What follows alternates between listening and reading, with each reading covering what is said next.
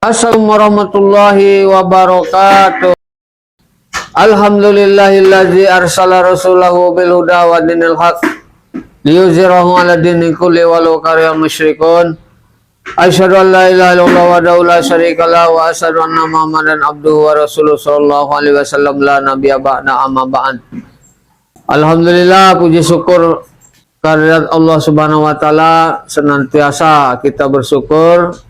Kalau kita selalu bersyukur, insya Allah nikmat akan ditambahkan, dilipat gandakan oleh Allah Subhanahu wa taala.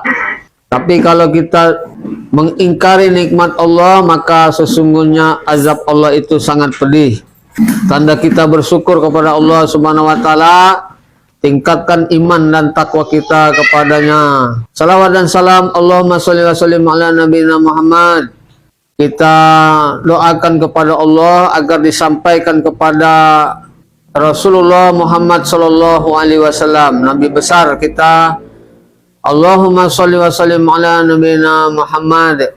Baiklah teman-teman, kita tausiah sedikit ya untuk kita semua teman-teman ya. Ya, kan ada di dalam Al-Qur'an dikatakan ya, ketika Rasulullah sallallahu alaihi wasallam Muhammad sallallahu alaihi wasallam membacakan Al-Qur'an, maka bangsa jin mendengarkan. Ya, kata bangsa jin ini bacaannya menakjubkan. Ya, kata bangsa jin ya disampaikan kepada teman-temannya di kalangan jin. Apa katanya? Aku telah mendengarkan bacaan yang menakjubkan. Nah, begitu teman-teman ya. Baiklah, Pak Yap ya mengisi tentang rumah yang terkena sihir teman-teman ya. Ini akhir-akhir ini teman-teman, rumah Pak Yap ini mengalami yang agak aneh lah ya. Kami sekeluarga seperti ada yang jalan-jalan teman-teman di muka nih, di kepala ya, seperti semut jalan-jalan. Kiranya pas dilihat ya oleh kita, ini kok ada yang jalan-jalan juga nih di HP sedang hidup, ada yang jalan-jalan. Itu bentuknya seperti kutu yang sangat kecil teman-teman. Siapa yang punya ayam, kalau sedang merami telur menjelang menetas atau ayam tuh sedang menetas telurnya, ayam yang sedang merami anaknya itu kan ada emo ayam, kalau di Minangkabau ini namanya emo ya. Tapi kalau di bahasa Indonesianya apa ya? Kutu ya, kutu kecil-kecil itu yang halus, dari yang kasar sampai yang halus. Kami nggak tahu mulanya apa nih, gatal-gatal ya di kepala, udah disampoi gatal-gatal juga ya, di pipi jalan-jalan, di leher, kadang sampai merah-merah nih ya, bengkak-bengkak kecil. Nggak tahu nih apa nih, rupanya diberikan oleh Allah Subhanahu wa taala tampak jelas, maksudnya selama ini kan tidak jelas dengan mata kita ya. Apalah ini, kok gatal-gatal, kok pedih, kok benjol-benjol, nggak nampak selama ini. Sekarang sudah dinampakkan oleh Allah Subhanahu wa taala, emu ayam itu teman-teman ya. Nah, udah buatkan air ruqyah, mandi air ruqyah kami jam 11 malam, tengah malam. Ya, kalau secara logika sih ada yang konslet itu aki dengan klakson ya, itu secara logika. Tetapi kalau kita pikir-pikir, dimasukkan logika, kalau umpamanya ada yang konslet itu kabel di mobil, di mesin mobil, bunyi klaksonnya itu terus bunyi terus harusnya, tat gitu kan, berulang-ulang, tat berulang-ulang. Ini enggak teman-teman ya, ini bunyinya cuma 3 kali. Tat. Nih, siapa yang ngelakson-ngelakson? Nah, itu minggu yang dulu itu. Terus tat bunyi lagi. Tat bunyi lagi klaksonnya 3 kali ya. Itu tuh udah diacuhkan aja itu. Ya, tengah malam. Ya, Pak ya penasaran juga tuh. Ya. Pernah bunyi lagi. Nah, nggak lama sudah bunyi-bunyi kayak gitu. Ada aja yang rusak ya, yang posisi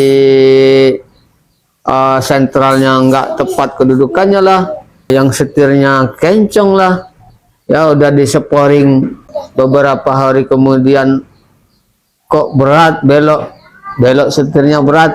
Nah, rupanya ada yang rusak itu teman-teman, pompa power steeringnya. Nah, kayaknya ada yang aneh ini, udah dirukyah itu mobil, kayaknya mau dirukyah lagi. Nah, nanti dirukyahkan lagi itu mobil. Jadi mobil, rumah, kesimpulannya toko itu bisa diganggu oleh bangsa jin teman-teman. Ya, kalau ada orang yang iri dengki mengirimi jin itu bisa. Rumah kita atau rumah siapa saja kalau ada berbunyi tang gitu kan di atap, bunyi seperti orang menimpuk batu ke atapnya itu, atau bunyi seperti orang mukul triplek ya tam gitu kan. Nah, itu tuh salah satu ciri-cirinya juga itu teman-teman. Rumah yang banyak tikus, ya, rumah yang banyak cicak, nah itu perlu dirukyah teman-teman ya, rumah itu ya. Bagaimana cara merukyah rumah? Nah, begini caranya teman-teman ya. Nah, kita rukyahkan rumah kita ya. Umpamanya rumah kita ada yang aneh ya. Nih, rumah kalau banyak kamarnya teman-teman ya, kalau ada kamar yang kosong enggak dihuni, enggak dibuka-buka, itu dihuni bangsa jin teman-teman.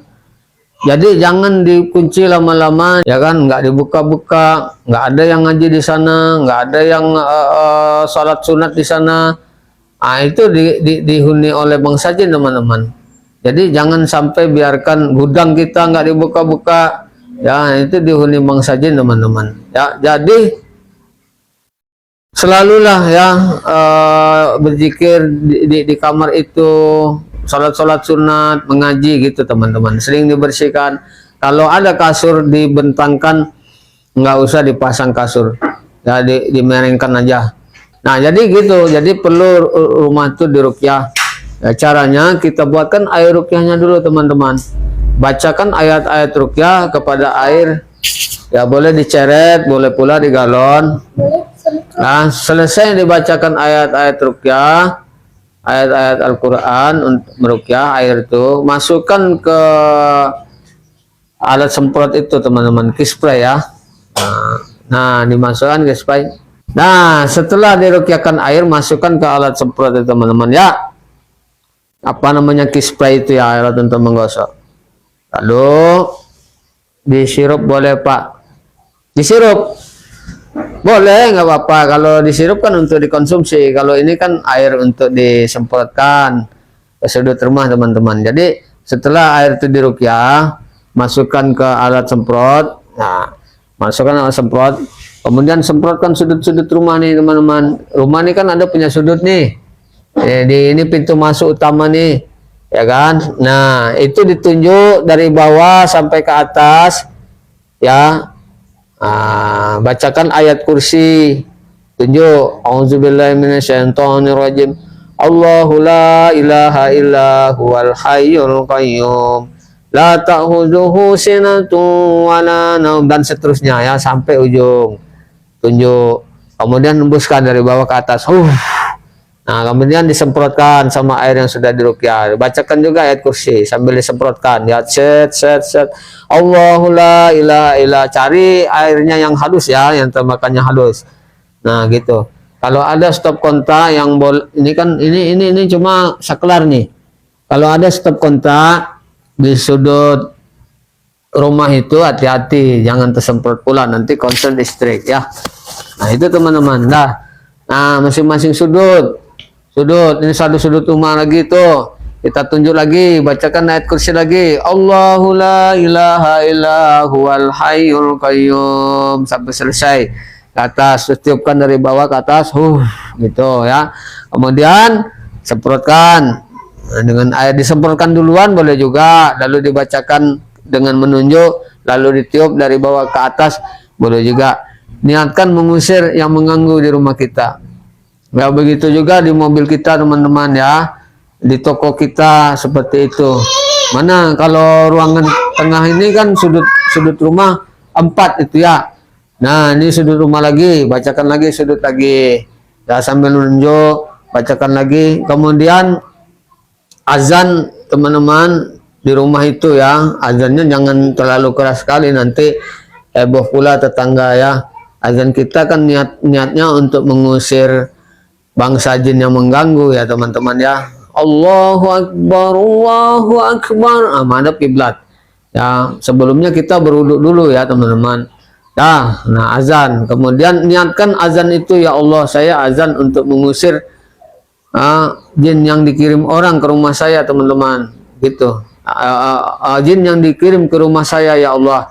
Ya, saya azan mengusir bangsa jin. Kemudian dibacakan juga 10 ayat surat Al-Baqarah teman-teman ya.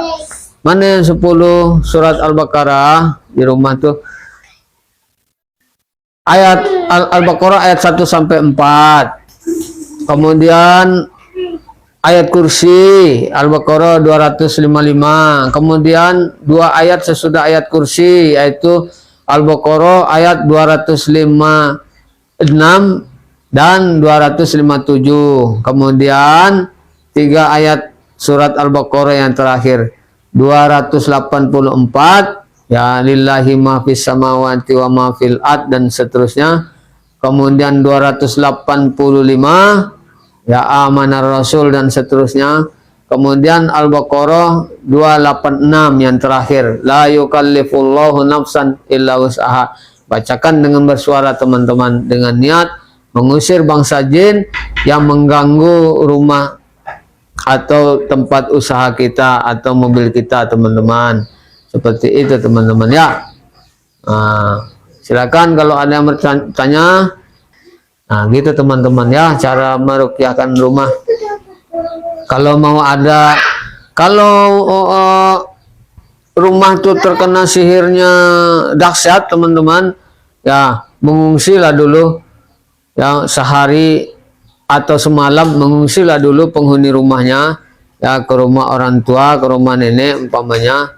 Nah, siram dengan air ruqyahan itu lantainya itu teman-teman, basahi seluruhnya ya dengan air yang sudah diruqyah itu, biarkan 1 malam ya. Nah, besoknya baru dipel. Nah, baru besok nanti kita huni lagi teman-teman, kayak begitu ya. Dibiarkan semalam air ruqyahannya, besoknya kita pel. Boleh. Kalau rumah itu sudah hendak nyaman sekali teman-teman ya, umpamanya udah parah lah, umpamanya kok ada benda-benda yang bergeser sendiri ya, gelas bergeser sendiri, jam dinding mereng sendiri umpamanya ya. Hari ngempang enggak, tapi tetap mereng. Ada barang-barang yang pindah tempat sendiri kan gitu. Nah, itu kan udah gangguan yang luar biasa berarti tempat itu ya.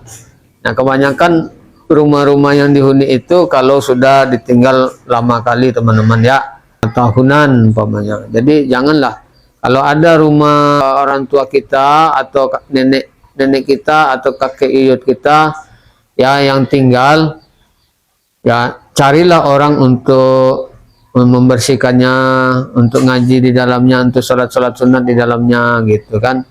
Jangan dibiarkan seperti kuburan, kata Rasulullah. Tidak ada yang mengaji di dalamnya. Nanti dihuni bangsa jin teman-teman ya. Rumah-rumah kosong, kamar-kamar kosong itu khawatirnya dihuni oleh bangsa jin jika tidak ada yang mengaji, tidak ada yang sholat-sholat sunat di dalamnya teman-teman ya. Oke teman-teman, cukup. Di dalam air serupa boleh Pak? Boleh. Disirup, bagusnya di madu ya, di madu. Maksudnya bukan di madu kawin lagi, maksudnya pada madu di ruqyah ya, madu di ruqyah. Jadi madu kan sudah obat kata Allah ya, jika di ruqyah jadi ganda jadi obatnya ya kan, obat medis dan non medis jadinya ya kan. Nah, itu terus kurma juga boleh juga di ruqyah. Nah, ini khusus kalau air di ruqyah untuk orang yang terkena sihir. Mandi air ruqyahan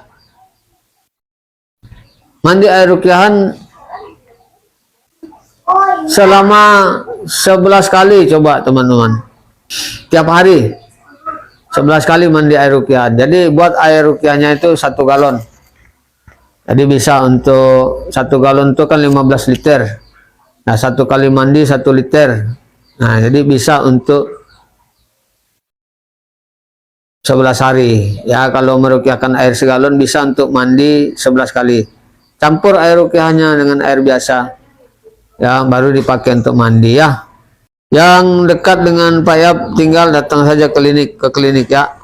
Yang terkena guna-guna, terkena sihir, silakan datang berobat. Obatnya dengan ruqyah teman-teman ya. Obatnya dengan ruqyah syariah. Kalau terkena sihir, terkena guna-guna, terkena santet atau ketesapo atau kesambet ya, kalau orang Jawa bilang kesambet. Kalau orang Minangkabau namanya tesapo teman-teman. Silakan hubungi Pak Yap ya jika ada yang ingin diruqyah. Tapi kalau datang ke klinik ruqyah Pak Yap diterangkan sejelas-jelasnya ya. Ini yang ruqyah gratis akun di atas ini akun Pak Yap teman-teman. Ya, silakan follow akun Pak Yap yang satu lagi itu teman-teman, ruqyah gratis.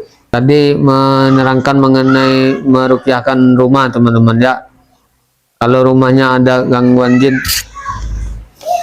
dan sihir teman-teman ya, atau tokonya ataupun mobilnya yang rumah terasa seperti neraka ya, penghuninya selalu bertengkar, itu hati-hati itu ya.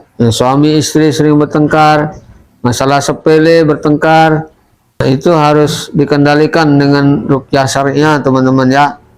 Jangan sampai terjadi perceraian, karena tujuan sihir menceraikan antara suami dengan istrinya teman-teman.